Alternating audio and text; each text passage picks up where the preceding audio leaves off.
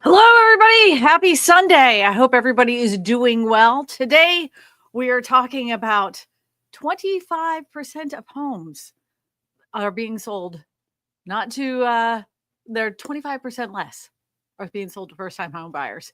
We're going to be talking about a bunch of other stuff too. We're going to talk about November's housing numbers. We're going to be talking about, because we did missed it last week, the how do you remove your pictures when they've been online when you had your house listed for sale and they're still up there. I know you guys want to protect your privacy. We're going to be talking about some manufactured homes, otherwise known as mobile homes. What is going on with them? Because I know several of you that watch my channel also own a manufactured home, and I want you to see what's going on with home prices with that. And we're going to have a one call today where we're talking about the bonds market, and we're going to be talking about what's going on with that and how that's going to affect interest rates. It's my personal opinion. So with that, let's go ahead and run the intro. We do not have Eddie today, so I'm doing this show by myself. So you guys behave. Get ready! Kristina's live stream is about to start! Tiny homes, big dreams, stacking up the cream. Modular escapes, not just what it seems. Locks in a box, making mad streams. Affordable palace fitting in the beams. Kristina on the stream, showing schemes to the team. Tiny living planes, soaring high supremes. Locks in a box, making mad streams. Affordable palace fitting in the beams. Hello, we're back. Okay, so I wanted to show you this article because I came across it this a couple days ago. Barbara Corcoran, I know if you guys don't know or not, but she is a real estate mogul, billionaire, been on Shark Tank. I'm sure you've seen her there. So she said that there's an alarming statistic that says that less than 25% of homes sold, less than 25% are being sold to first-time home buyers. And when we get in the article, I just want to make this statement beforehand. Every housing market, whether it's good or bad, is driven by first-time home buyers. When we were in the worst housing market that I've ever seen in my lifetime in 08, 09, 010, the ones that were picking up the pieces when no houses were being sold, that was first-time home buyers. And this is an alarming statistic because we need our first-time home buyers. We need them to keep that real estate market going, because then what's left? Who's going to pick up the pieces? So let's see what this is. Ever since the advent of the 30-year fixed rate mortgage, buying real estate has been one of the most reliable routes Americans could take to the middle class. Multiple generations of Americans have used their equity in their homes to finance businesses, their children's education, and their retirement. That's why Shark Tank star real estate mogul Barbara Corcoran is concerned that less than 25% of homes in America are being sold to first-time home buyers. I concur with her analysis here. Corcoran voiced her concerns during an appearance on Fox's, I don't even know what this show is called, I might be saying this name wrong, Coast to Coast, where she spoke about different difficulties prospective homeowners face today. Most of those difficulties revolve around the cost, according to St. Louis Federal Reserve.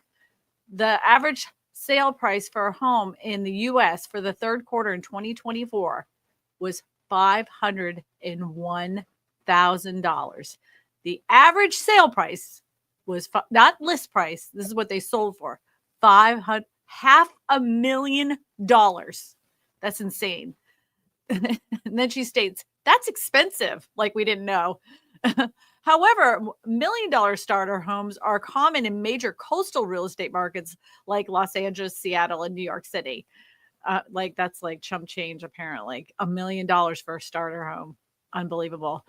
As high as that number is, Corcoran sees the current interest rates as an even bigger impediment to home buying. Hold on a minute. She thinks that because the interest rates are high, that's why people can't buy a house.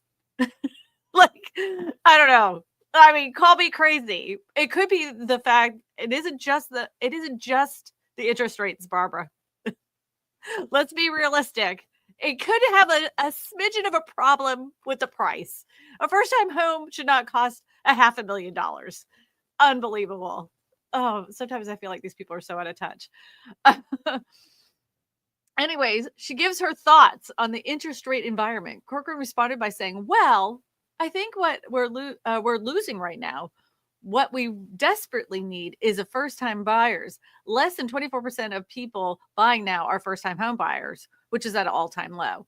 Okay, well, how are you going to fix that? Then she addressed the interest rate questions. She said that rates have been bouncing around for a while between the 6 and 7%. So people are confused. I don't think they're confused by that.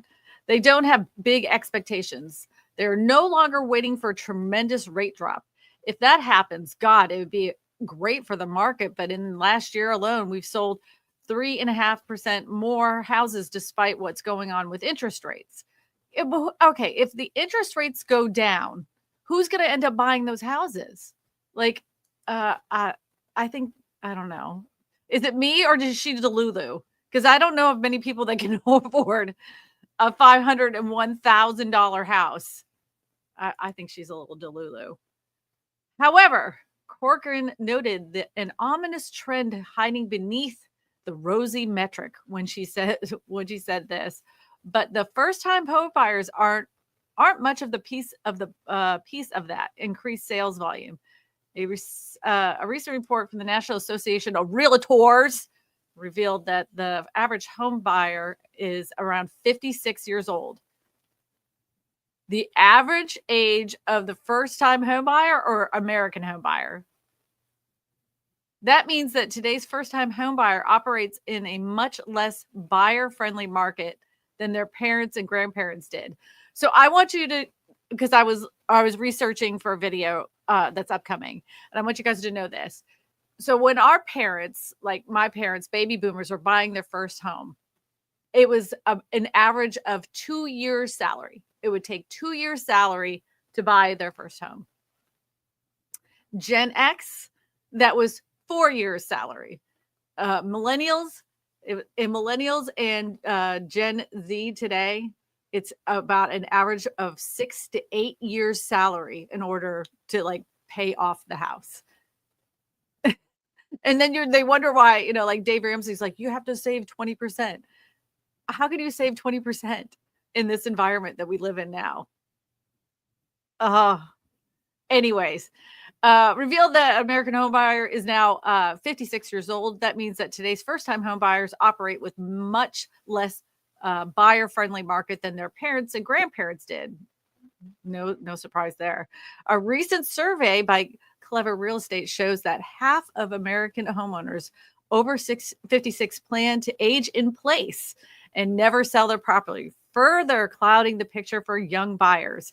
Remember when they said that there was going to be a big boom that came from the Oracle of Wall Street? She said that there was going to be all these houses that went on the market because the baby boomers were going to sell their smaller homes and move to Florida. She wasn't an oracle about that because there was no silver tsunami of houses that went on the market. Corcoran attributed the recent uptick in purchase activity to the increased availability of inventory and the fact that buyers have largely become accustomed to the new interest rate.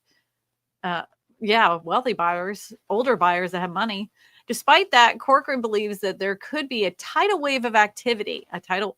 This is strong words. Tidal wave of activity in real estate market if the interest rates decrease further. She said, I'm wondering if we'll see a 5 number again. Anything with a 5 in front of it makes the market go ballistic. That is true. She's correct about that one. On the other side of the equation, Corcoran believes that the return to 7% would have an almost opposite effect. The sevens would slow down the market, she said, would slow down the market in the whole economy. It would slow down all support services for the housing market. It would be a terrible thing. She did add that she doesn't think interest rates will get that high. Hopes that interest rates will hover in the sixes and over. I think they're just going to stay in the sixes, but that's my personal belief. So with that, don't forget to go ahead and hit the like button first off. Secondly of all, don't forget to do the I have a little survey there. I want you to put your opinion in there. Let's go ahead and say some hi to some people. Okay. Eddie Smallhorn is in the chat. Hello, Eddie. Oh, Kings in the City. The first is here. Charlton is here. Eric the Blue is here. Raymond is here. Hello, Raymond. Douglas Law. I got your question on deck. And thank you, Douglas. I got your question. It is geared up. That coffee cup is going to be talking soon. Eddie's getting on a flight right now. SB is here. Hello from Michigan. Peggy. Hi, Peggy. Fox's Shark Tank. Yeah, she was on Fox. I don't know if it was Shark Tank on Fox. I thought that was on NBC. Eric the Blue says a 501k average sales price is not sustainable. You know what though? Like, I'm just gonna say, put this out here. Do you remember back in the day? It was like, let's think about this. Right in at 2019, right before the pandemic started, the average home prices started ticking up even then. The median price, I believe was like 289. And I'm looking at first time home buyers at that point, right? And I was like, this is getting pretty high for a first time home buyer for the median price home across the United States. And I had been making, video after video about the affordability crisis. No one was really listening then. And until the pandemic hit and those home prices like doubled in some areas, then everybody was like, oh, I think Kristina was right about that. We've had an affordability crisis way before the pandemic. There was a good portion of Americans that were snuffed out and they weren't allowed. It's not that they weren't allowed. There just wasn't anything available to them because they stopped building smaller homes. The writing was on the wall before the pandemic. Now it's just so glaringly obvious. We can no longer ignore it. Hopefully there's going to be some change in that. I have some plans ahead. You guys are going to 2025 is going to be the year of Kristina solutions. That's all I can say. I have a lot of plans for this channel and a lot of solutions for a lot of people that are looking for a very affordable home. So I'm very excited about that. So David Jones says, if they could create multi-generational loans, they do make multi-generational loans. You can buy a house, not even just with your family members. You can buy a house with roommates. I don't know if you guys saw that Zillow ad a while back where they were saying, oh, instead of buying a house with a significant other, buy it with your friends. That sounds like a recipe for disaster, in my opinion. But you can do multi-generational home loans. You can have many people in your house on the same home loan. You can have the mom, the dad, and the grandma, because they combined all those incomes and credit scores. Of course, whoever's got the better credit scores on the top of the loan, just FYI. They take a little longer. They're a little longer, but it can be done. It can be done. An education shouldn't cost $500,000 either. Amen to that. Amen to that. Miss Melanie says no normal person can afford these prices, plus taxes, plus insurance, plus maintenance. Here in Louisiana, the New Orleans housing market has come to a screeching halt. So houses have been sitting on the market, and it isn't due to the price. It doesn't mean that housing market collapse. It's the insurance. It is the homeowner's insurance and then the flood insurance on top of it. People's have gotten their policies renewed. They're like, I can't afford to live here anymore. They try to put it on the market, but no one wants to buy it when they see those insurance rates. So something's got to give because you can't have those houses sitting on vacant. Charlton Zimmerman says, question, doesn't high sales price put up down payment price for the loan? Okay, doesn't high sale price put up down payment price for the loan? What I'm assuming that you're saying is that if the sales price is higher, your down payment would be higher. Each loan package is going to have a different percentage of what you're going to have to put down for your loan in order for it to close. Some loan packages are 0%. Some FHAs are 5%. You're just going to have to figure out what you can do as far as a down payment. Just know that, like you say, if the home price is up and you put very little money down, your cost is going to be higher, your monthly cost. And if you're skating on that line right now, right, and you can see what's happening with insurance, I wouldn't do that. I wouldn't do that. You know, and even rent prices aren't even going down. Noreen says, I disagree with Barbara. The interest rate is not the problem. It's a multitude of problems. If we're going to be honest, it is a cake with crappy frosting. You know, like, you want this house, but this house is way too expensive. So there it is, the cake. And now you're going to go ahead and put this super expensive frosting on top of it. That's your insurance. Then you got your closing costs. I mean, it's becoming so out of reach. To me, housing should be a luxury. And now just a basic house is luxury. You know, just to actually have housing, something to live in, something safe to live in, to where your kids could go to school, is now a luxury. That concept to me is absolutely insane. Ridiculous. Most Americans struggle just to pay the rent and bills. Do you know that it was 48%? 48% of people's income is going towards housing. 48%. That's ludicrous. Some people, when I did a live stream and talked about that, they were saying that it was even more for them. They were paying like 54% or 68% just to live in their house. That it shouldn't be that way. It should not be that way. Good comment, Panama Pete. Thank you. Debbie Brady, future shaper, says, my parents bought their first home before I was born, but my mom had a nest egg from years ago before AT&T was formed, including the now baby bells. Huh. How about that? You know, like there's a TikTok trend of younger people going up to older people and asking them how much they bought their first home for. If you guys have a house, I want you to tell me what you bought your very first house for. I'm interested to hear what the average is here. But I bought my first house. Eddie and I bought our first house. It was $135,000. And I remember sweating at the time going, I don't know how we're going to afford it. This was crazy. I got an FHA loan and I was panicked. I was panicked. I don't remember my insurance though. I remember was kind of high. I think it was like $1,000 a year for my insurance. And then, well, I lived in Florida at the time, and the property taxes were rolled in. I can't remember how much those were a year, but my property taxes here in Louisiana went up $1,000, went up $1,000. Whoopsie. All right, let's remove this. Okay. There is no Eddie today, so I'm scrolling the comments.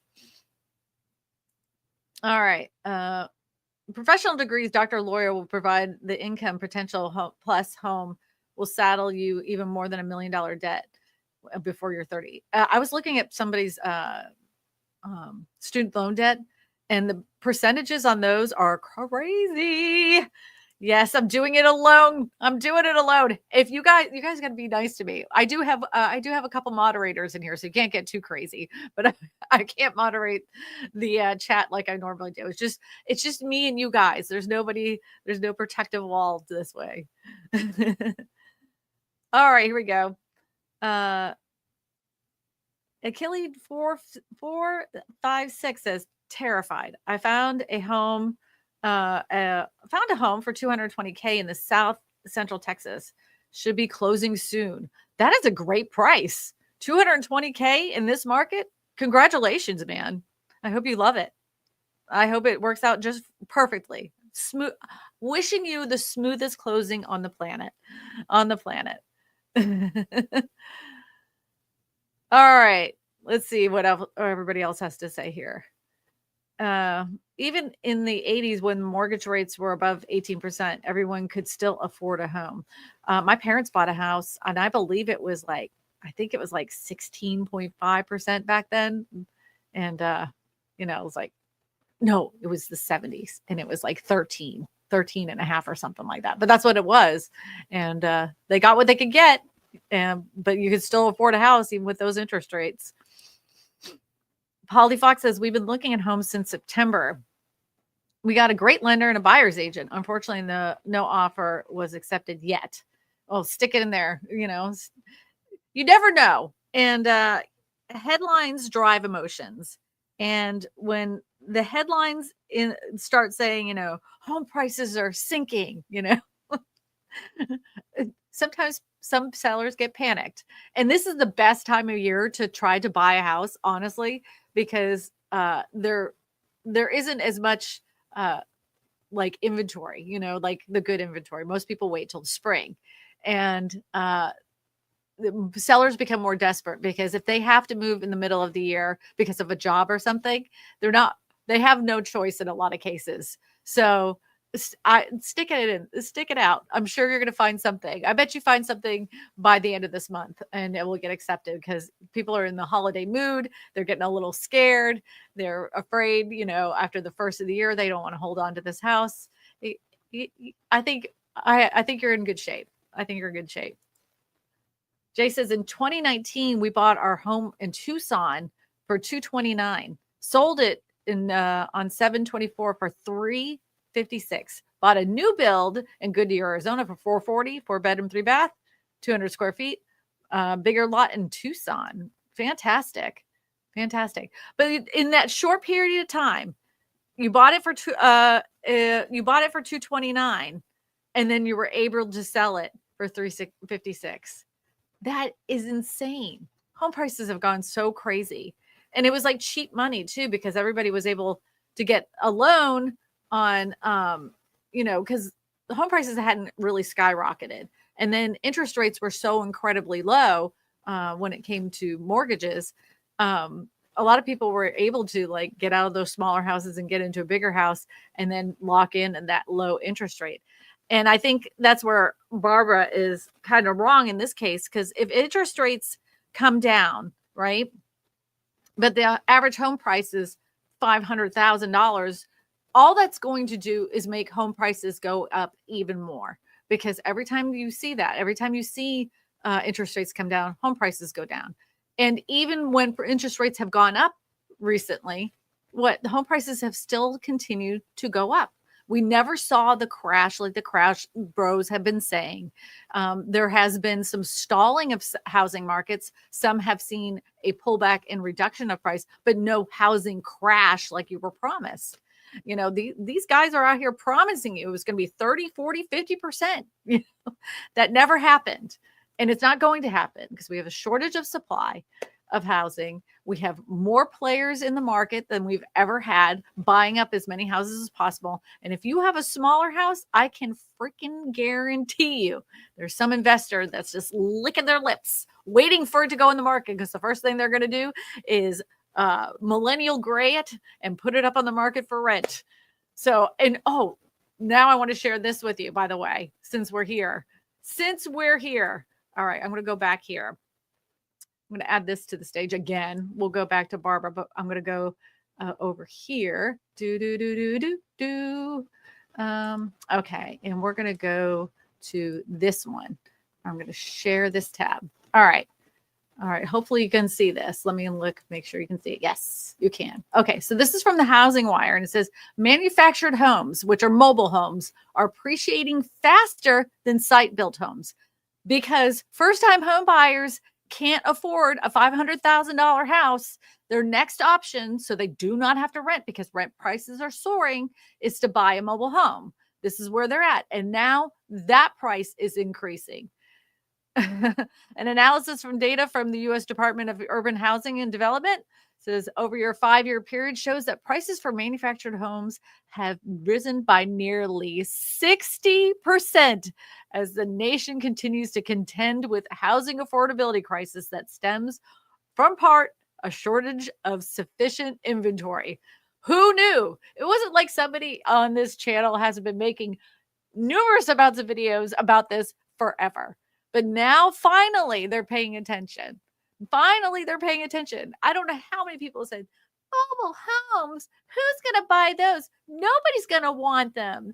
They're blah, blah, blah, blah, blah.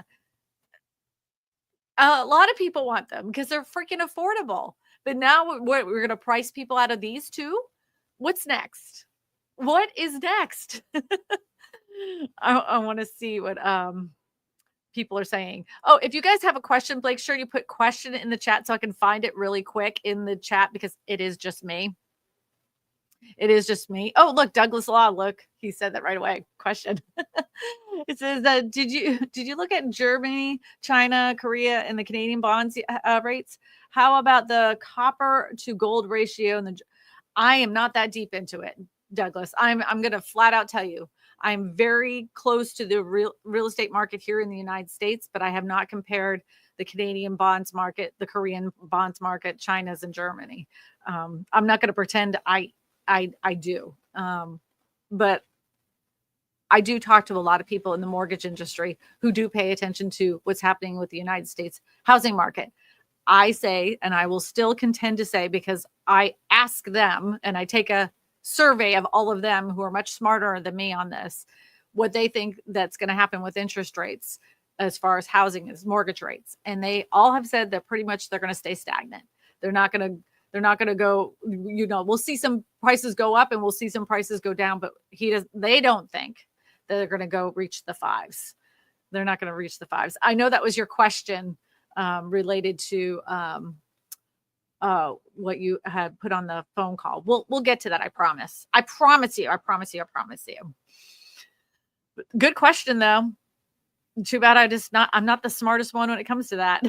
Lawnmower says my neighborhood averages 60 days on the market. Not sure what the actual number of days to sell. Average day on the market is 60 days. That's not bad. 90 is what, we say is pretty normal. Professor says we're cooked. I really want to, my kid, she's 22. She's 22 and she's been looking at housing, right? Because she wants to be on her own. She has a pretty good job. She makes some pretty good money, but every time she even thinks, because we live in a very rural area, and she starts looking around and she's like, how am I going to be able, I'll never be able to afford a house.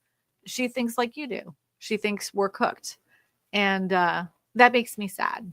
So I'm going to start finding ways for us people that don't have a lot of money to find a house. I'm going to be the solution. I'm going to be the problem solver so we can beat them at their own game. All right, here are what people were saying, what they paid for a house. Ready? In 1991, they paid $79,900. I wonder how much of that house is today, Audrey. MH08 said their first home was $85,000. Lee Davis said their first home was $300,000. Peter says he bought his first house with 12 raspberries. This is the funniest word to me, raspberry, because there's a P in there. Why do we ever say the P? Like, aren't we supposed to, should we be saying raspberry? Shouldn't we say that? Raspberries? Or maybe I'm saying it wrong. Is it raspberry or raspberries? Noreen bought her first home in 1990 for $126,000. Gloria bought hers for $149,000. Peter finally says that he got it for $149,000. Peggy said her first house was $139,000 pre-renovation, and I bet it was worth a lot after you renovated it. I mean, Cynthia, Sindona 31 said my new build was $115,000 back in when we moved here in, I think it was 2006. You could find a new build for $116,000 a house. You could find a house for $116,000 that was new build. They don't exist anymore. April 2024 VA loan, got it for $255,000. Congratulations. In Clarksville, Tennessee. I bet you that house is worth a little bit more now. That's fantastic. I didn't know anywhere in Tennessee was that affordable, because I know that Tennessee has gone up in price quite a bit. Darling Joseph said that they got their house for $124,200. Spam-tastic. That's fantastic. My parents bought a 2-bedroom, 2-bath house with a pool in Los Angeles in 1968 for $30,000. Oh, can you imagine that's like the person who bought the very first Bitcoin. That's the person who decided to bet on the horses with $10 and ended up winning because they thought it had a goofy name. That is such cosmic luck. Wow, that house today is like $30 million. $30 million. Take it or leave it. I bet. There's some craftsman homes in and around LA that the owners have bought them, back in the day for about 30,000, and they don't even believe that their house is worth that much. Unbelievable. That's an interesting story. Talabar said, just bought my first house 2 months ago for $399. Got a great deal. Yeah, you did. It's below the average sale price. I don't know if you saw that earlier. Barbara Corcoran said that the average sale price here in the United States, $501,000, $500,000, baby. Eric the Blue says, first home was $112,000 in San Antonio, Texas in the late 90s. It was a custom build. If I could magically transport that home to Denver in a decent neighborhood, I would sell it for over $1 million. I love my house and I'd love to just pick it up and move it somewhere else. That would be the dream. Katie D said their first home in Phoenix, can't remember the amount, but it was between 120 and 150 for a 2-bedroom, 1-bath house. That's what we need. Here in the United States, we need 2-bedroom, 1-bath houses again. Those things would sell like hotcakes. People like my daughter, who's in her 20s, would love that. These kids, everybody loves to say, oh, these kids, they want so much for nothing. No, they really don't, honestly, because I have 2 kids that are in that Gen Z age, and they flat out say, I just want a home of my own. I don't want to live with my parents. The apartment costs are way too high. I don't want to rent for the rest of my life. I just want a simple house that belongs to me. If we could do this, Katie, like have a little simple 2-bedroom, 1-bath house, that would sell so quick. Lexical Gap says, question. 150,000 for a 12 acres and 150-foot lake frontage is decent price for northern Michigan, with a question mark. It also has road access, utilities at the road. We need septic. We need a well, septic, and everything else. No HOA. Well, I would say first find a real estate agent to do a cost comparison. Like what is everything that has sold around there gone for? If you're find out how much land has been sold for in the area. If it's been a long time, it doesn't matter. Just see how much it sold for. If the last one was sold in 2020, use that as a comparable and try to adjust for inflation in the area. The second thing I would do is I would find out if it has a survey to the land, make sure that the 4 corners are already marked, and find out what kind of flood zone is in there, because you may have to build your house way up if it's really close to a lake. And then I would find out how much, have somebody give you a rough estimate on how much it would cost for you to get the well and septic out there, because that can get really expensive, especially if the ground isn't conducive for a well and septic. That's what I would do. But it sounds good.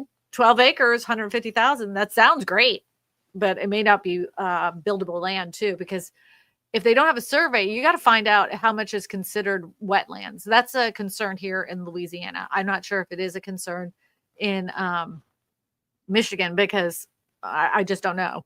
But we got plenty of pieces of land. You're like, oh my God, you can buy 10 acres and it's only, $60,000 over here. I'm like, yeah, only a half an acre of that is buildable land. The rest of it's flood. It's all wetlands. You can't do anything with it. And you could do the whole remediation thing, which is you build on it and then you have to remediate land somewhere else to attribute to the offset. Yeah, see if you can do that. That's what I'd tell you to do.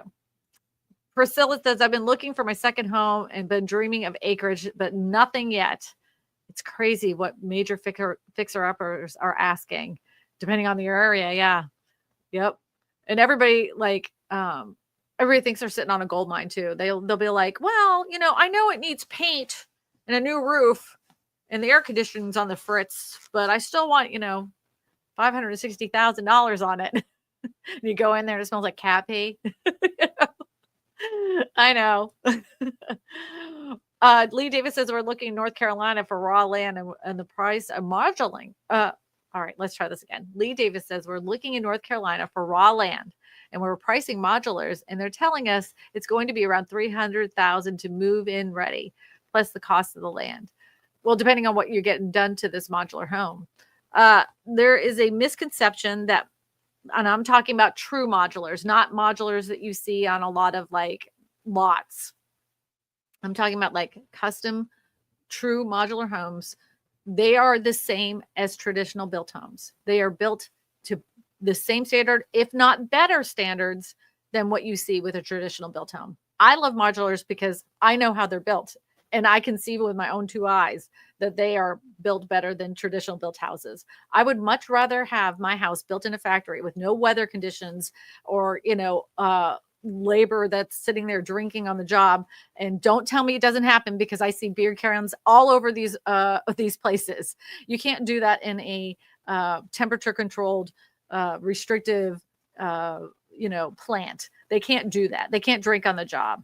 I would much rather have those houses. Even if it was the same exact price or even a little bit more expensive, I would still buy a modular home.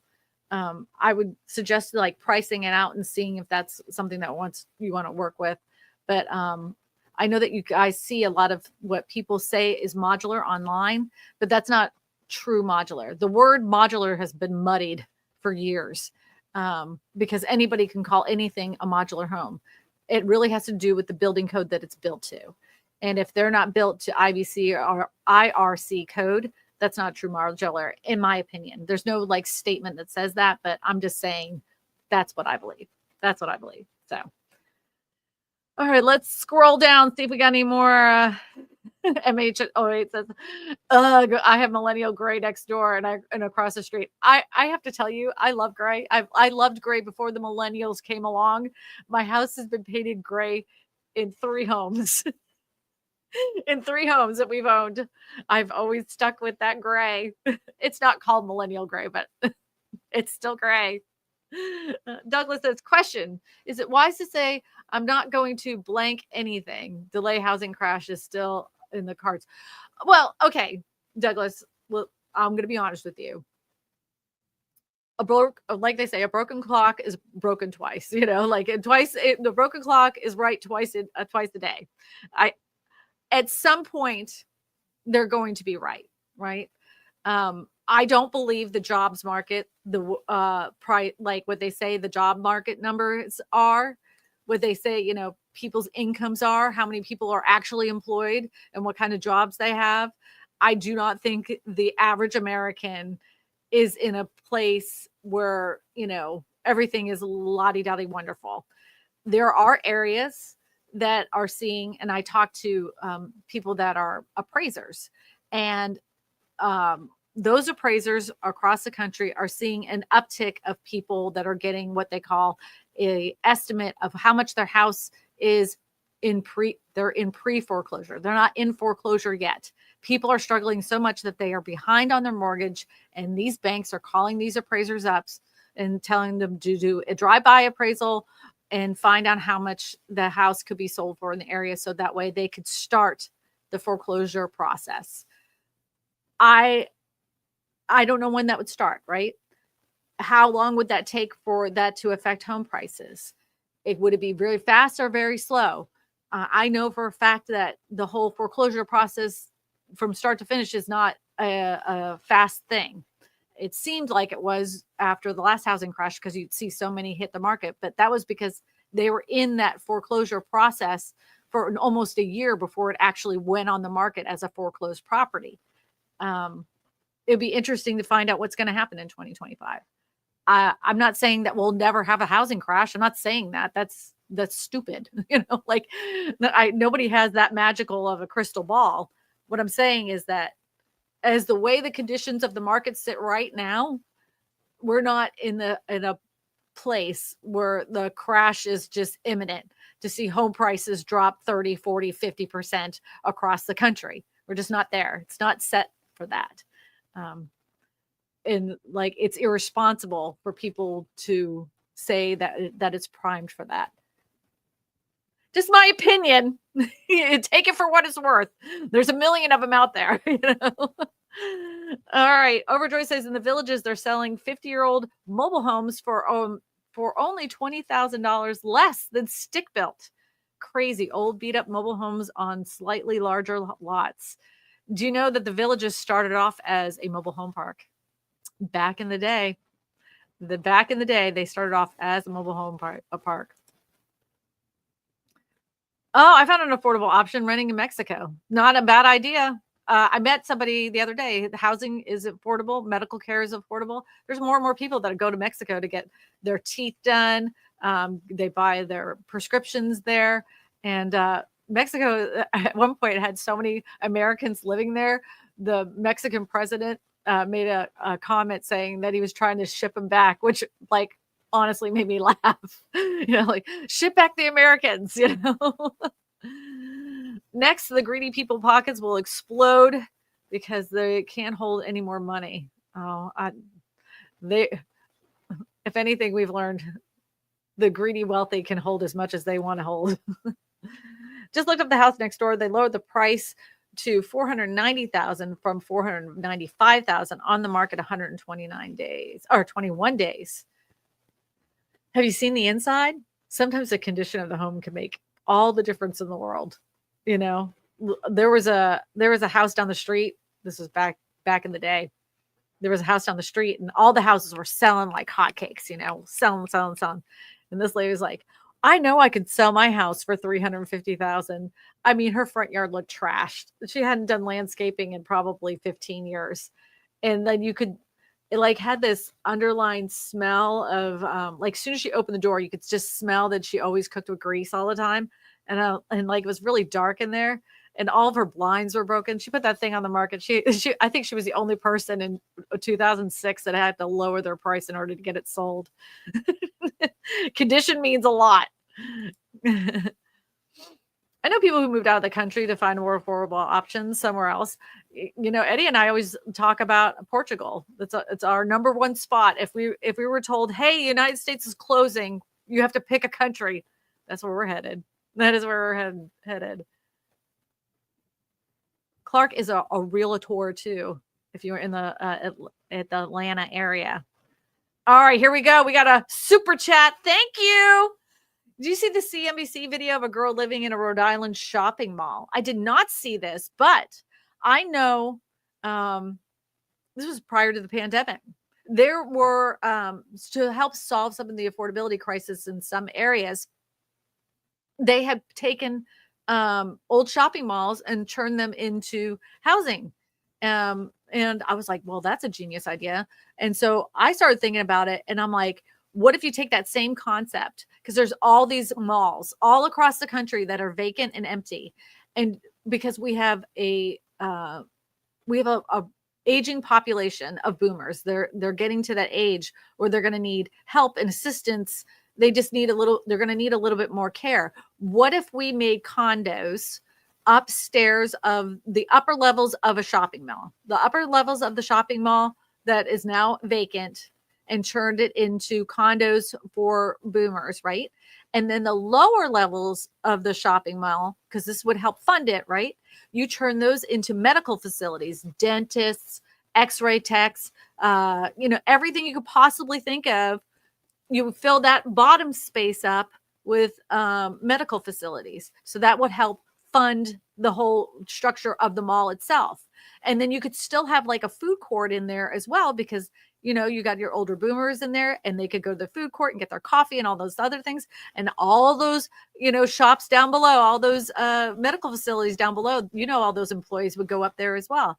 That could be a fantastic business model, but no one has taken me up on my idea. But I think if I could do it, I would do it. I would do it in a heartbeat. Here we go. I'm going to scroll down. Thank you so much for the super chat, by the way. Blue Spoon Farm, welcome to the channel. It says first time in Central New York. For their first home in Central New York was $54,000 in 1996. It was on a quarter acre, 2-bedroom, 1 bath, 100 years old. Wow. I bet you there isn't a soul on this planet that wouldn't take a house on a quarter acre that was 100 years old. I would do it for that price. Heck yeah. Heck yeah. Bob Corcoran says, Christine, my dad bought his home for $19,000 in 1959, selling it now for over $1 million in the Bronx. Oh, did he know Jenny? Jenny from the block used to have a little. Now she's got a lot. Sorry, I couldn't help myself. Audrey said we sold that house, that $79,000 house in 2004 for $213,000. Zillow now has it at $318,000. Wow. But I bet they get a lot more. Not the sold, hasn't sold since then. Yeah, you know what? I want everybody to, this is a buyer's beware. When it comes to Zillow or Realtor.com or Trulia or any of those websites that say, this is how much the house is worth, blah. If they're taking an average, it's an algorithm, right? So they take that house, they draw a big giant circle around it, and everything that's sold in that area for the last, like, I don't know, 3 months, they're saying that's how much, that's how they're coming up with the cost of your home today. That doesn't mean boo-ha, not a thing. Sometimes it's pretty close, especially if, the area is pretty well established and has been established for quite some time. But like in my area, we have right outside of my neighborhood, we have condos, then we have mobile homes, then we have older houses, then we have farms. I mean, all of that is wrapped in to what they consider the average sales price here in my neighborhood. So yeah, those Zillow numbers are poop. Oh, speaking of that, Audrey, you reminded me. I'm going to put this back on the screen. All right. Okay. So we're going to go over here.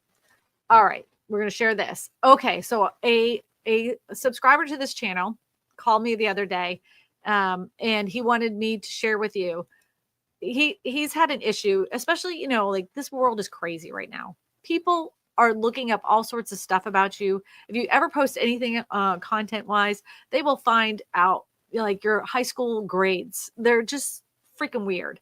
And the weirdest thing is, and kind of unsettling is if they find out where your house is. And it just so happens, let's just say you bought your house a couple years ago, they still have pictures of your house on the internet.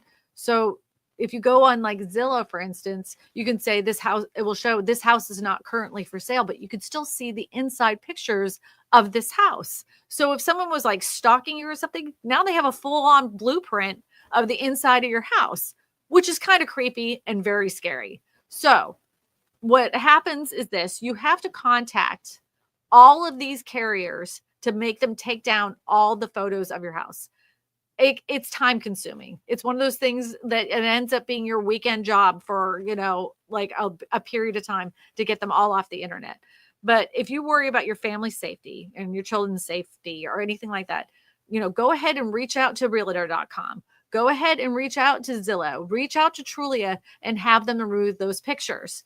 If you are in the market and you're buying a home right now, and at the closing table, I want you to look at the listing agent and tell them, hey, I want you to now take all the photos of my house off the market, except for the first picture, which is the front of the house, which is fine. You can have them blur out the image of the house number if you want them to. But I mean, that's pretty normal. You can even have Google blur out the image of your house as well. That isn't going to stop them. But I think the whole thing of the inside the house where people can plan to do nefarious things is more realistic today than it's ever been. So go online, look up your house, see if there's images of the inside of your house. He had pictures of his parents' house from years ago that was still on the internet. He said it was time consuming, but totally worth it. And everybody in his family did it as well. So it's something you want to consider. And I've been meaning to tell you guys about this because I'm like, this is pretty important. Go ahead and do it. Go ahead and do it. Let's see what you guys have to say about this. All right, let's see. I hope I don't miss any questions, but I really wanted to talk about that because People are weird. I've been on this internet for quite some time, and you should see some of the alarming things that people send to me. Things they've said about me, to me. One person told me they said they were going to have the Builders Association sue me. I was like, the Home Builders Association is going to sue me for my video? Okay, well, all right. Peter says, question, what is the percentage of real estate agents will survive the collapse in transactions coupled with the commission changes? Peter, I have to tell you this. This is true. There was this big alarm that, real estate agents weren't going to renew their license. And that is not true. It didn't happen. They went ahead and went with it. I don't think there's going to be a lot of agents that survive. I think probably one more year they're going to stick it out, and I think we're going to see a decrease in the number of agents that are that have been in the field that are going to stay in the field, right? But there's a caveat to that. The reason a lot of agents are getting out is because there have been all these changes. And as you know, a lot of people don't like change. So a lot of older agents are like, this isn't for me anymore. I've already done my time. And they're going to pack up their bags and move somewhere else. They're going to do something else, or they're going to retire. You're going to see a lot more of that. With that being said, a lot of newer agents have never seen the real estate market any other way, right? So they're open to the idea of getting into the real estate market. They're open to helping, people find their home. And the way that things were done before, they have no reflection or emotion with anything that was ever done before. They're ready to do this job just like the older ones were beforehand. There's always new faces, new fresh faces that want to get into real estate. Only the strong do survive. That is one fact that remains. But I don't think that we're going to see a bunch of them change. The only time that I ever saw a huge dip in real estate agents, and that was during the last financial crash. But that's when I got my license. I got my license in 06 or 07, somewhere in there. But that's when I got my real estate license. And even my mom said, do you really want to do that now? That's really stupid. Nobody's going to be buying a house. She was wrong. She was wrong. Yeah. Yeah. Don't let the headlines fool you. There's always going to be real estate agents around as long as they keep that as a profession. Yep. God bless America in Jesus' name. Amen. Says, forgive me for asking. I'm late to the podcast. I live in New Jersey. Unfortunately, taxes are high. Do you think the prices of homes will keep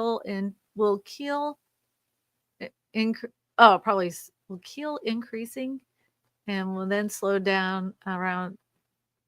Let's try this again. Home prices will keep increasing, and when it slows around, if ever. New Jersey is an anomaly here in the United States. My friend Jackie Baker has a channel where she talks and reflects on, because she is a real estate agent in New Jersey. They have not gone down in price. They've only increased in price. They have a lack of supply of homes. So that helps with the increase in price. Your taxes, unfortunately, are probably not going to go down with the increase of home prices. That market is tightening because, again, like we talked about early in the podcast, there are more and more people that are retiring in place. They're not selling their houses. They're not selling their homes in New Jersey and moving to Florida. And so, I don't see it going down for you anytime soon. All right, Charlton. Here we are. It says, yes, I saw the CNBC shopping mall story, but no kitchen cooking area cause fire zoning local code. So basically you have a room. I saw this one, maybe this is the shopping mall one, but they were basically building sleep pods. They were building that you can't afford an apartment, you can't afford a house. So they created these sleep pods. I mean, talk about dystopian. Like, you basically have your own little pod. Everybody's on this wall, right? And it's just basically a glorified bunk bed. And you sleep there and then it's like a community shower, not one shower, but they had like like, like when you went to camp, they have those kinds of showers, and then they have like a kitchen area that everybody uses. I would not like that. I would not like that. Yeah, Rick said that those look really tiny. Us boomers have to quit going to restaurants and stop drinking those lattes and avocado toast. That's a problem. Imagine living above the dentist office, hearing all this screaming. I would hope they would do it like they would treat the walls kind of like they do with condos. They put the soundproofing in there. That was my suggestion. Sorry if I didn't make that clear.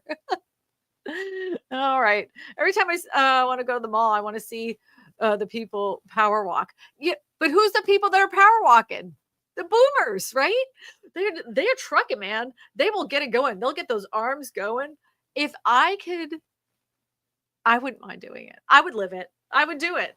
Would you guys do it if you had this opportunity? If you were at that age where you needed like assisted living, would you live in a condo that was in a restored mall? Would you do it? Like my suggestion with the medical facilities down below, it would still have the food court, but where all the shops were now are turned into condos. Would you do it? I would freaking do it. Oh, David said no windows would be my issue with the converted malls into condos. Good point. Oh, I didn't even think about that. Man, you're crushing my dreams, David. Oh, Gusta said, I think the security would be a problem. Kristina, your mall idea makes too much sense. Where's the grift in it? Well, the grift apparently is no windows. Yeah. I mean, anything can turn into a grift these days. I mean, it's wild to me. This is no lie. When I was a kid, my grandfather said, the world is crazy. They'll charge for anything. Soon they'll just bottle water and everybody's going to start buying it. They'll take out all the water fountains and they're going to make people buy water. And I remember being a kid going, okay, Grandpa. Grandpa was right. Grandpa's right. And we buy up a lot of bottled water. Overjoyed says mixed use zoning is all but impossible in this country. Overjoyed, no joke. I actually own a house, one of our rental properties on mixed use. And I guarantee you, when we go to sell that rental property, someone's going to turn it into a business. It's on a really good road. Rick says, my grandfather built his own house with brick. It was brick right across the street from the beach in Atlantic Ocean in Hull, Mass. He built it for $20,000. Rick, you know what? You bring up an amazing point. I think because younger people are having such a hard time finding a house. What if we taught kids, I'm saying people like 27 and younger, like in this weird window where normally you can't afford a home. What if we taught people how to build their own homes again? I mean, that's not unheard of, right? I know I have a friend who has a whole business that teaches people how to build your own home. She is out in Utah. I've actually did a video. I mentioned her. I think we should teach people how to build their own houses again. When you're young, you can really wrap your brain around anything. And like Eddie and I, our first house, it was a total fixer-upper. And I'm at the time was like 7.5 months pregnant, and I had never laid tile in my life. This is before YouTube. And there I am taking lessons at Home Depot to learn how to lay tile. And my husband came home from work. I had laid out all the tile and I was grouting it, I was grouting it. He's like, now this is a scene I never thought would happen. My 7-month pregnant wife is sitting there grouting our new floors. But I mean, do you know how much money I saved back then just by learning how to tile myself? I think that's the problem. I think we need to take it out of the hands of the contractors and put it back in our own hands and build our own homes again. I think that's where we can solve a lot of affordability. It's a lot. It's a lot, but I think it can be done. Like, what if All right, here's another dream. What if we had our own like Home Depot, but it's not Home Depot. It's just for the building of specific homes. So you would pick from like house plan 1, 2, or 3. And in this warehouse, whenever you pick house 1, 2, or 3, you get a whole kit. So it's like a zip kit home, you have a whole kit, and they're like 2-bedroom, 1-bath houses. And we walk you through the whole process of building your own home. I mean, I think that could work. That's a heck of an idea, right? My brain. This is what I think of at night. This is why I can't sleep. I have 2 girlfriends who moved to overseas, one to Portugal and one to Panama. Wow. Oh, we got a $9.99 super chat from Mark. Sorry it's taken me so long to get to it. Hey, Mark, how's it going? Thank you so much for the super chat. Marky Mark and the Funky Bunch gave us a $9.99 super chat. All right, here we go. Your mall idea makes too much sense. Again. Yep. Thank you so much for that super chat. I just had all the pictures removed from the internet, emailed Zillow, Realtor.com, and they did it for me. It was easy. Thank you so much, Celtic Fiddle. Yeah. Go ahead and have those pictures removed. All right, here we go. Mall conversion housing is pitched as a college to college living for older generation. Includes social clubs, classes, sports, exercise, theater rooms, dance classes. Oh yeah, you could even put a theater in there, right? That's a good idea. Mark says, question, how and when do you know your neighborhood has reached its full potential and value? Ooh, that's a really good question. So you wouldn't just evaluate your neighborhood, you would evaluate what's going on in your economic area, right? Like I'm going to give an extreme example. The people of Detroit at one time had very exclusive neighborhoods with very exclusive homes. The biggest economic downturn was when all of those plants that were building cars stopped and ceased production. Now those exclusive homes in those exclusive neighborhoods became absolutely worthless. So you have to put in perspective, is your area still growing as an economy, or is it stalled, or is it depreciating, or are some areas like that big Amazon factory pulling back? If you still have economic growth with new industries moving to your area, the potential is endless. But if your area has capped out and you don't see any new economic enhancements of new jobs coming to the area, you could be stagnant or it could be falling. That's what I would say. I wouldn't say that your neighborhood has reached its full potential until that economic downturn. Now, there's other indicators as well. Like if your neighborhood becomes fully rental market, right? That can cause your home prices to stagnate or even decrease or not increase as quickly as other areas. But you have to pay attention is all. I don't think any neighborhood has reached its full potential unless the economy collapses in that area with the jobs market. It all comes back to jobs, man. Always. I went and looked at a house I lived in as a kid in the 60s. Did a nice job on the place. As the house, are those pictures still there? I went and looked at my old house when I grew up in. There's pictures all over the internet of that one. I heard that they say I don't seek representation, then I don't have to sign any contracts when going to view a house. Is that true?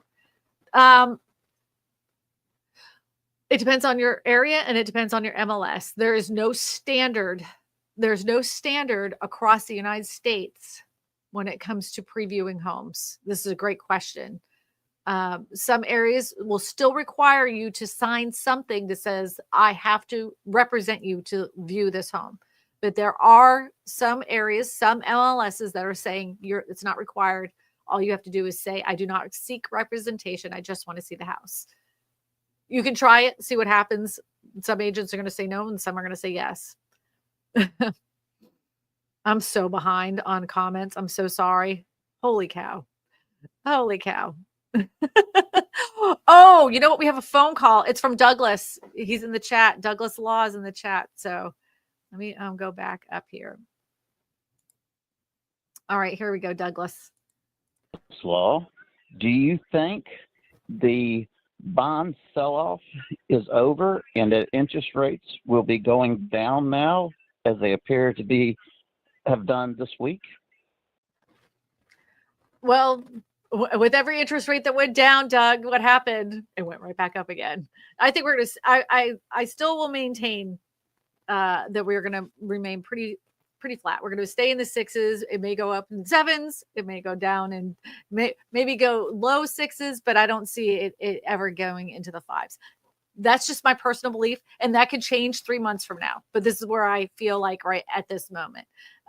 Anybody that says they have the finger on the pulse to exactly what's going to happen is a liar, pants on fire. Because, the markets are finicky, and all of it wraps around, once again, jobs and what happens with the stock market and the Fed cutting interest rates and the bonds market. I just still maintain the fact if things are going to happen the way I think they're going to happen, and the people that I've talked to, we're just going to be the same interest rates pretty much throughout the year. None of them are going to be in the twos ever again. That's for sure. CE Roos says, where did you get your glasses from? Because they are fire. They are fire. I got these from Amazon.com. You can have them too. All I typed in was cat eye reading glasses because Kristina can't see close up worth a poop. And it all happened at once. I used to think that my screen was blurry, and I kept telling my husband to adjust the screen there's something wrong with my screen. He's like, I don't see anything wrong with it. I'm like, it is so blurry. And it wasn't until I went out to dinner with my brother, and he's like, hey, you want to try these? It was like, as soon as I put them on, I went, oh man, I can't see close up. I can see far away. I can see far away. Aaron says, first time home buyer. Hi, Aaron. I want to know how old you are, by the way. Aaron says, I just pulled myself out of the market after a year. Just doesn't make sense. We're going to find some solutions to this because this is ridiculous. 75% of realtors in Arizona and Phoenix said that have sold 0 homes or 1 in 12 months. That sounds very familiar to what happened in 2008. Very familiar. I sold for cash and bought with cash, bypassing all the banks and mortgages and interest rates, etc. I feel bad for those who cannot do the same. Seems that they would make everyone want to make everyone into renters. I always say that. You're correct. Copious amounts of unknown. This is a great screen name. That is correct. I truly believe that's what they're wanting to do, is make that. Do you guys hear that? That is wild. I don't know what's going on. Anyways, that sounded like someone was shooting. That genuinely sounded like someone was shot at my house. I don't see any bullet holes. Anyways, I do believe that they're trying to make us into renters. They being like BlackRock, Blackstone. I believe they are trying to buy as many houses.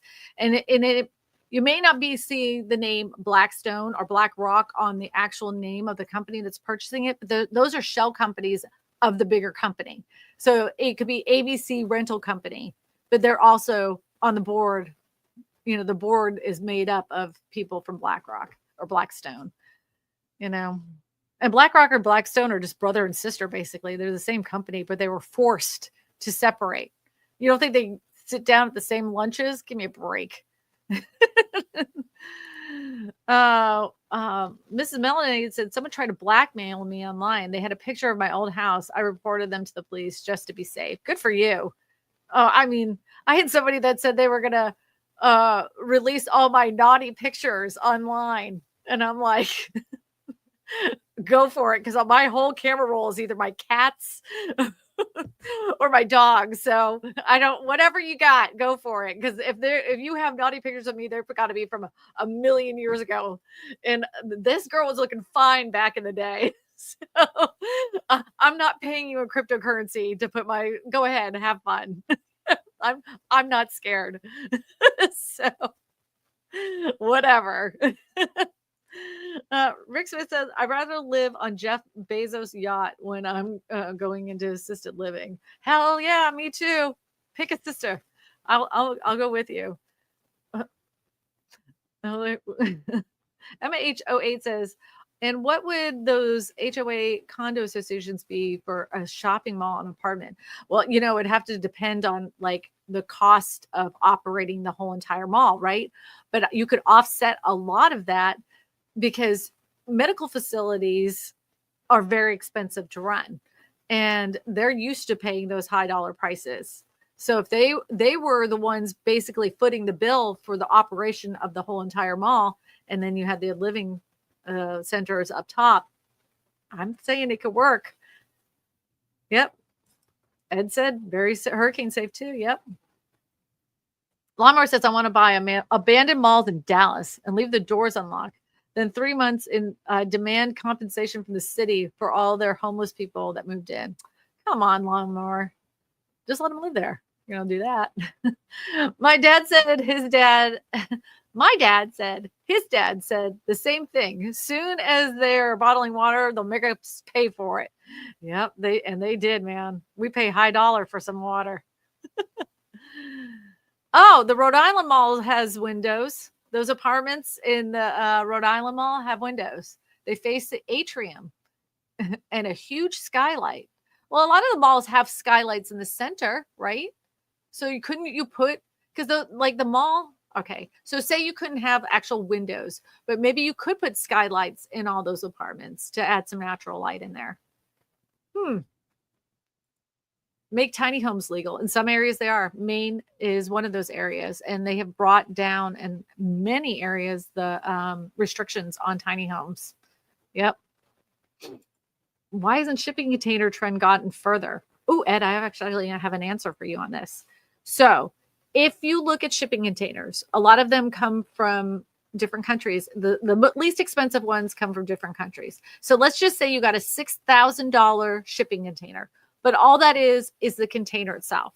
You still have to bring it up to a livable space. I actually met with a guy several years ago during the pandemic, and he was saying this shipping container only cost me $6,000. I'm like, oh, that's fantastic. He said, by the time I got finished with it, though, with putting it in place, getting it with a concrete pad, putting all the specs in there and everything, it cost me $125,000. It cost him $125,000. And then $6,000 for the shipping container. Then he had to buy the land to put it on. Then he also had to do the concrete. I mean, it isn't as cheap as you think it is. You'd probably be better off buying a mobile manufactured home than buying a shipping container home. Yep. Love the idea of building your own home. That would be an amazing experience. And what a sense of pride of ownership. If we could teach young people to build their own homes, first of all, you'd be sticking it to the man, right? Right?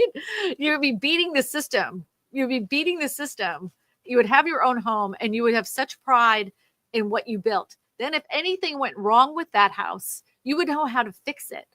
I mean, the cog in the machine would be so great if we taught a whole generation how to build their own house. Oh, yep.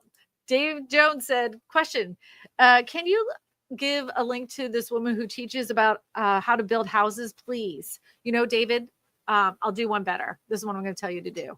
I'm going to tell you to go to KristinaSmallhorn.com. I'm going to pull this up on the screen so you can see it. You might know her. Smallhorn.com. All right. This was funny. When I was typing in my name, it said internet personality. I didn't even know let me show you this. I didn't know I was considered an internet personality.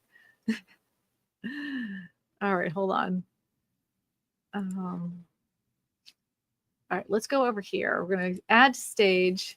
Okay, I'm going to share this one. Look, it says internet personality. I didn't know that was. That's what the AI thinks I am, is an internet personality. It's so crazy. But go to my my channel, go to my website, KristinaSmallhorn.com. I want you to go over here and click on this button, the pink button, and just put request a collaboration. And then give me all your information, and I will give you her direct number. I will give you her website, and I'll give you her YouTube channel, and I'll give it all to you. I just can't think of the name of it off the top of my head. So allow me, when you send me that email, to go ahead and email it back to you with everything that you need. Super nice girl, by the way. Super, super nice girl. Great question. All right. Overjoyed said, I think I'm removing my old tile is more of a problem than laying down new tile. You can put tile on top of linoleum, if anybody didn't know that. We did that before, and it was a great seal. Yep. Yeah, back in the day, Ed, you're right. Sears would deliver a whole house in pieces to your property, and some are still standing today. The only caveat to that is you had to be near a rail line, because they drop off the houses, the pieces, near a rail line. If you're nowhere near the rail line, you would have to spend a lot of money to get those pieces over to your house. And they were so intricate and so detailed. Those houses are beautiful. If you've gone into those houses that people put together, like the floor plans and how they put those together, and those are great houses. Oh, neighbors won't let you build just any house. It's either an HOA or a highway. So, that isn't the neighbors. That's your city and your local governments, because they do not want to be responsible for the roads that go to your house. They do not want to be responsible for the roads. They don't want to be here in Louisiana. They don't want to be responsible for the trash. We have to pay for our own trash pickup. That does not come out of our taxes. If you live in a neighborhood, your neighborhood HOA takes care of the roads. All the lighting that you have in your neighborhood is taken care of by the HOA. It isn't just your tennis courts and your swimming pools. Is all the maintenance. You have an ice problem or it snows too much, oh, that's covered by your HOA. The city doesn't want to be responsible for it, because then they can charge you all that property tax and you're not a liability to them. They don't have to give that money back to you. It's easier for you to be thrown into an HOA where you have to pay dues to them and they get to keep all your tax dollars. That's why we have HOAs. It takes the responsibility off the local governments, in turn making HOAs into little government a-holes. My boomer parents, my dad was a contractor, made a lot of money flipping houses, but they wouldn't teach my sister and I how to do anything about finance. Whoop whoop. Oh man, I'm so sorry. You know what? I think a lot of older parents thought that we got the same education they did. Like we didn't have a personal finance class. I had to learn all of this stuff on my own. The thing that's very fortunate for younger generations, which I did not have, is the fact that anything you want to learn, anything you want to learn in this day and age is on the internet. Any information that is out there on a particular topic, it's out there. You can literally find out how to do anything. Of course, when I suggested people build their own house, it's easier if it's all in one specific order. If you want to learn how to do it, it can be done. Sometimes you got to pay a little bit for it, but I don't know. Education is invaluable to me. I spend a lot on coaching and education on myself, and it's been worth every penny. So, question: how do you get the buyer's agent to show you a house if you don't offer a buyer agent's fee? So you can say to, in some cases, you can say to an agent that all you'd like to do is see this one specific house. And you can say, and the only way I want to preview this house is if the seller is offering to pay the buyer agent compensation. I do not want to see that house unless the seller is offering a buyer's agent compensation. That's how you can get around it.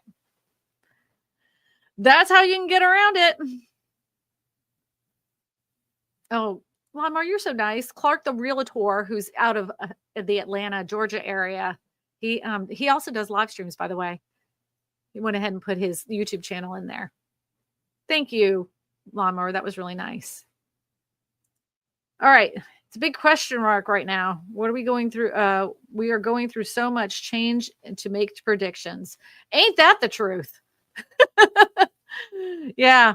Miss Melanie said, house kit like Sears used to sell. Yes. Yeah. But you would limit it, right? If we were to do this, if we were to do something like this, you would limit it to three floor plans, 3 very simple floor plans. You'd have a 1-bedroom house, a 2-bedroom house, and a 3-bedroom house. And that way you could have a warehouse full of these building materials. It would make it cheaper because you're buying all those building materials in bulk. And the workers that would handle all those building materials would box up each box, just like you would on Amazon. They would need, 47 of number A, and they need 36 of 30, of box B. And then they need this 180 screws over here. And they just keep filling up that box for someone to build up their own home.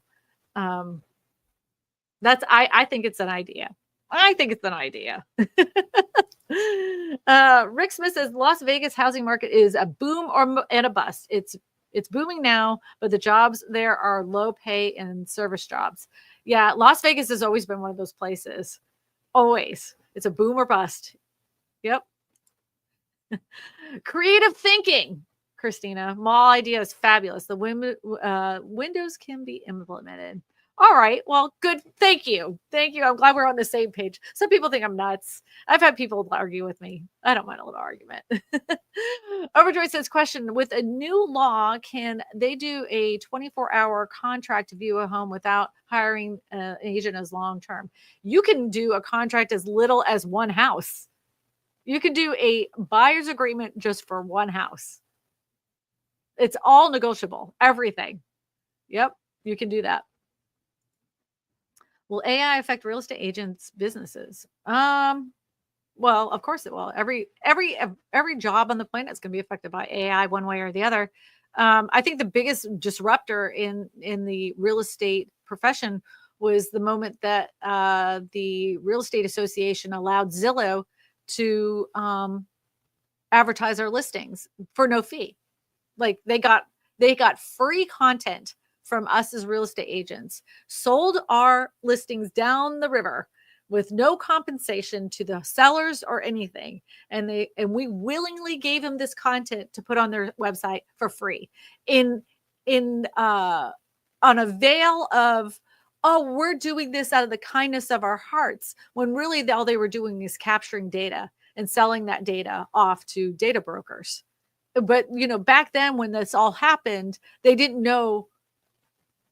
I'd say the higher ups didn't know. There were plenty of people sounding the alarm that said, don't do this, but they allowed for that to happen. And that was the biggest disruptor in the real estate business. And it's been downhill from there. I know I'm typically not supposed to disparage the real estate profession, but as a real estate agent that's been doing this for, I think this is I don't even know now, 15th year. I can say what I want. The poll results. Debbie says, do you believe the American dream to buy a house is dead? 42% said yes. 21% said no. For some people, it might be dead. 31% said for some people. Only dead to Gen Z and younger, 6% said. All right. Another interesting statistic, by the way, because I was going to share this with you. Did you know that there's more Gen Z that are actually in houses today than there was millennials at the same time frame in their 20s? And the reason being, guess who helped them with the down payment? Mom, dad, and grandpa. Rick Smith says, naughty pics of my cat online. Yes. Yep. I'm so behind on the comments. I'm so sorry. I hope I didn't miss anybody's question. I was doing this all by myself today. Eddie will be back next Sunday. So we'll be able to do that. Oh, Miss Melanated with the $5 super chat. Thank you so much. New manufactured homes cost as much or more than stick built. When add the cost of land and site preparation, they surely can. They really can today. They can. I was looking just recently, and they can cost just as much, if not more, than a traditional built home in some areas. Wild, right? For a mobile manufactured home. In a million years, I would have never thought that. You know? Yep. Wilbur says, libraries should offer classes on how to build. Yeah. Yeah, that would be awesome. If you guys don't know what Miss Melanated was talking about here, I'm going to go ahead and put this back up on the screen. All right. So this is what they're saying. Manufactured homes are appreciating faster than site-built homes. The study, which refers to homes as mobile homes, a term that the manufacturing industry sees as imprecise at best, erroneous at worst, has found that prices for these homes accelerated faster than the traditional stick-built homes. In contrast, the average sales price of a new built home in the United States with land. In contrast, the average sales price for a new site-built single-family home, excluding land, rose 37.66% over the same period. With while the increases and the speed at which they're happening are significant, manufactured homes remain still less expensive option for people to explore.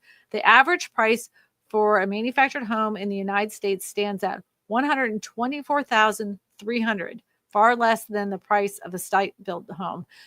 Do you know that in 2019,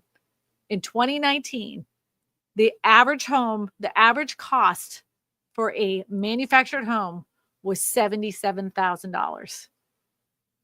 The average cost for a manufactured mobile home was $77,000. Now it's $124,300. Wild. And like she said, I mean, it's gonna, after you prepare land, put the well in, you might if you could find a house for that amount of money, that's a lot. That is a lot. You are correct. You are correct, Mundo. It's hard to run a live stream by yourself, by the way.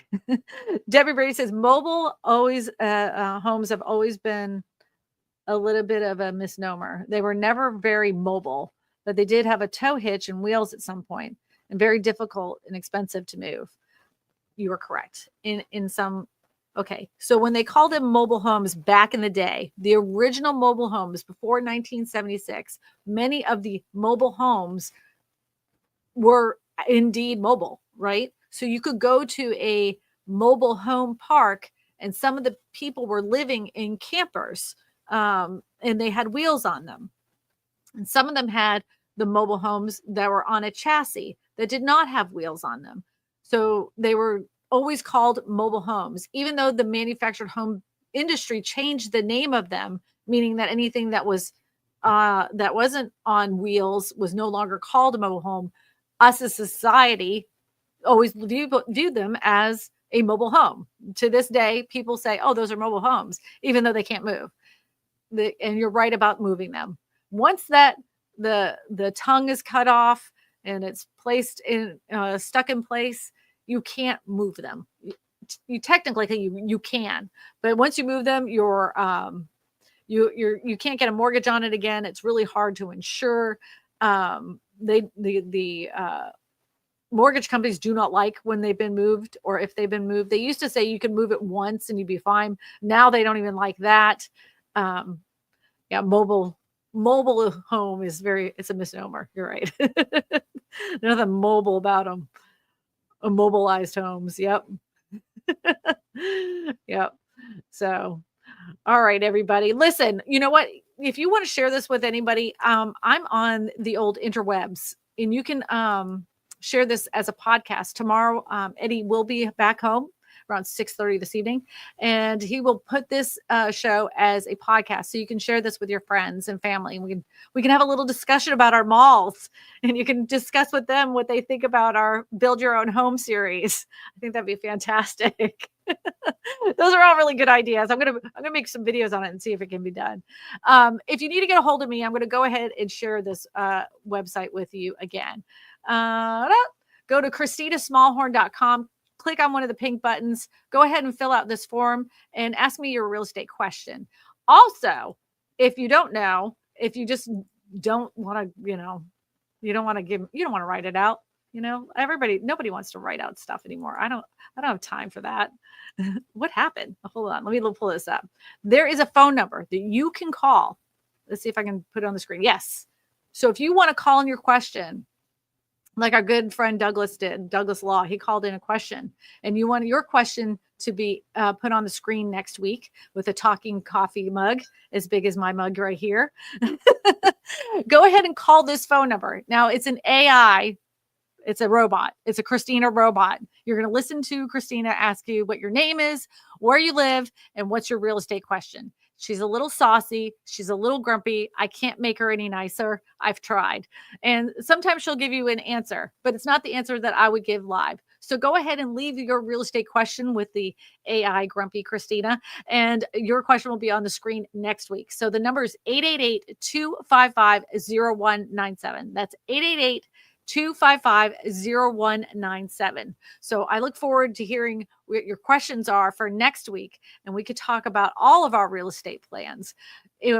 I want to say thank you so much to Debbie Brady and to Lawnmower and Clark the Realtor. If you don't know, those are our moderators that make sure that keep this chat very clean and nice, and not, we can have some confrontation. It doesn't have to get ugly. They allow for that not to get ugly. And I appreciate them. Thank you so much to them. I also want to say thank you to many of you in the chat. There was over 400 of you today in the chat.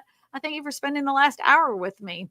I hope you guys have a fantastic weekend. If you want to talk about anything next week, go ahead and go to my website, fill up the form, and we'll put it up on the screen. But with that, we're going to go ahead and say our adieus. So long. Farewell. Avita. Thank you so much. Kristina signing off. This stream's about to close. Tiny homes, big. Kristina signing off. This stream's about to close. Tiny homes, big dreams. The wisdom she bestows. Real estate queen, always keeping us in toes. Hustle on 1,000, every vibe she shows.